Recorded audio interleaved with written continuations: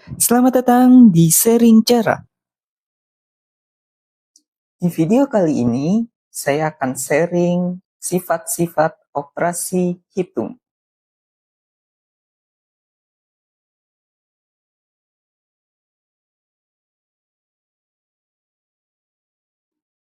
Sifat komunikatif.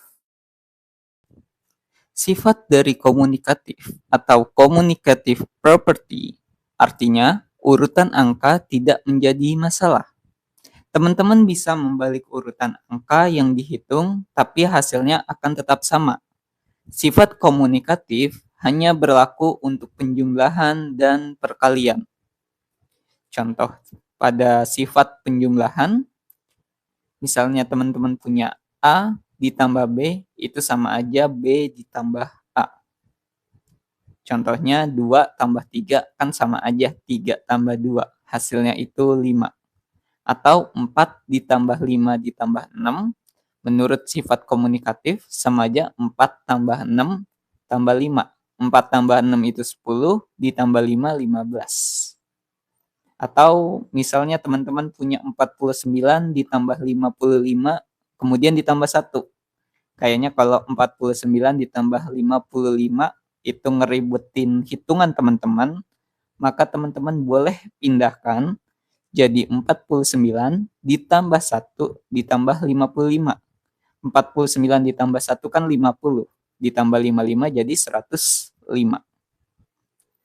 Oke, untuk sifat berikutnya berlaku pada perkalian. Kalau misalkan ada A dikali B sama aja dengan B dikali A. Contohnya 2 dikali 3 sama aja 3 kali 2. Hasilnya adalah 6. Atau 2 dikali 9 dikali 5. Kalau misalkan kita mulai 2 kali 9 dulu, kan agak effort ya. Kita bisa pindahkan 2 kali 5 dulu, baru kali 9. 2 kali 5 itu 10, dikali 9 hasilnya 90. Atau 25 dikali 33 dikali 4. 25 kali 33 kayaknya agak ribet. Gimana kalau kita buat 25 dikali 4 baru dikali 33. 25 dikali 4 hasilnya adalah 100, dikali 33 hasilnya adalah 3.300. Sifat asosiatif.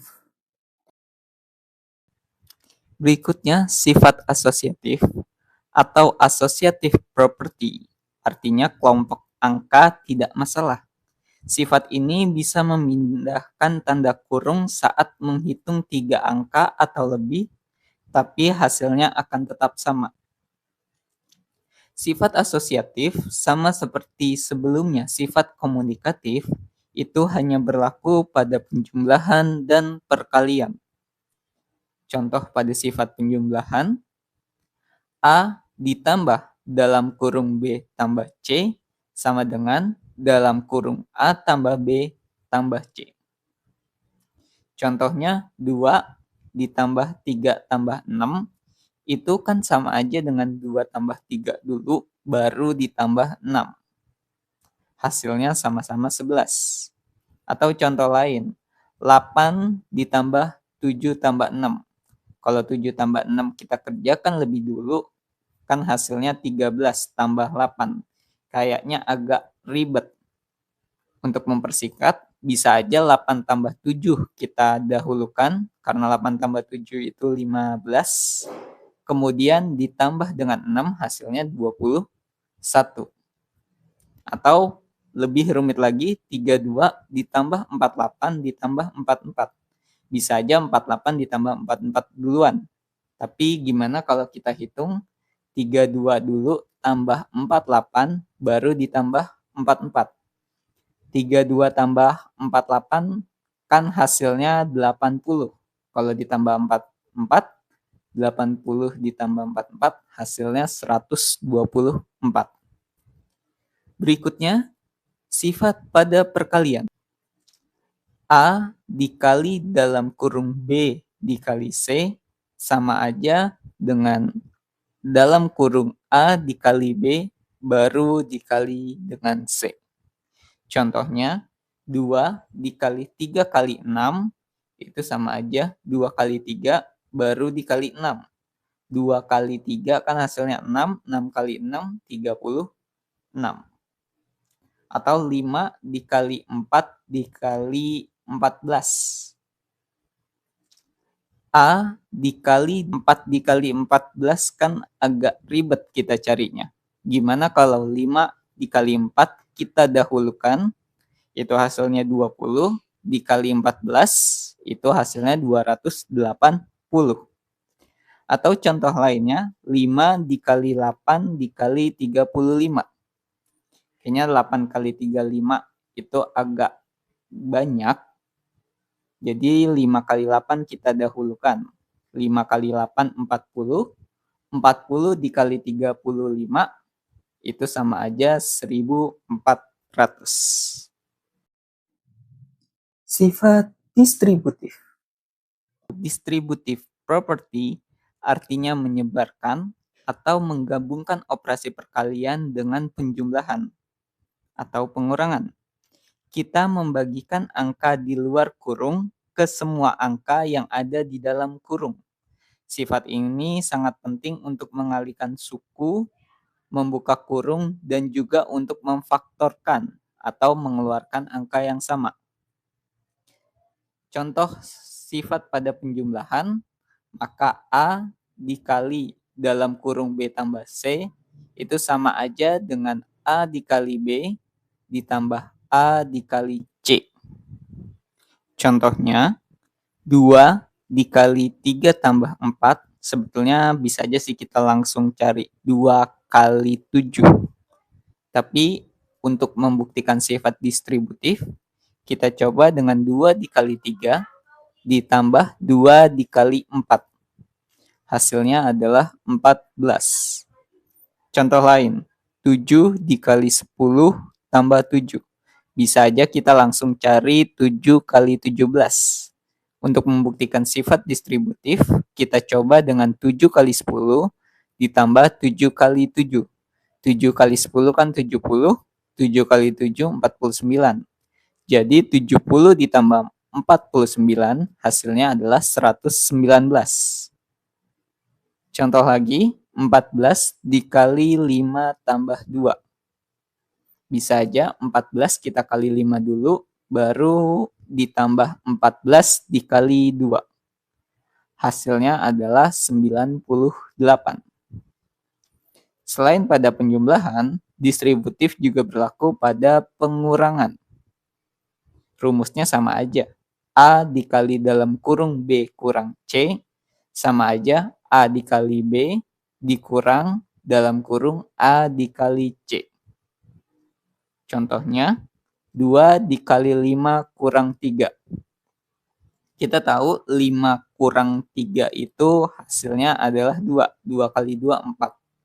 Tapi balik lagi, kita perlu membuktikan sifat distributif. Contohnya 2 kali 5 dikurang 2 kali 3.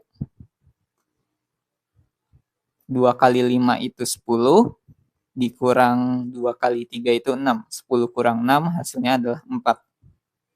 Contoh lagi, 7 dikali 10 dikurang 7. Sebelumnya 7 kali 10, 70. 7 kali 7, 49. 70 dikurang 49 hasilnya 21.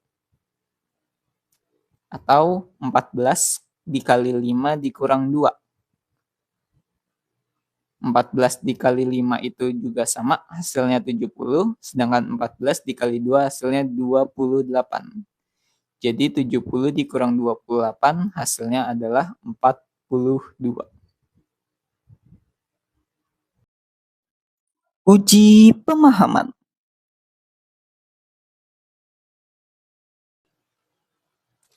Berikutnya, agar teman-teman lebih mengenal sifat-sifat operasi hitung, mari kita sama-sama kerjakan soal berikut. Tentukan hasil dari 25 ditambah 99 ditambah 75. Kalau kita kerjakan dulu 25 tambah 99 kayaknya cukup ribet.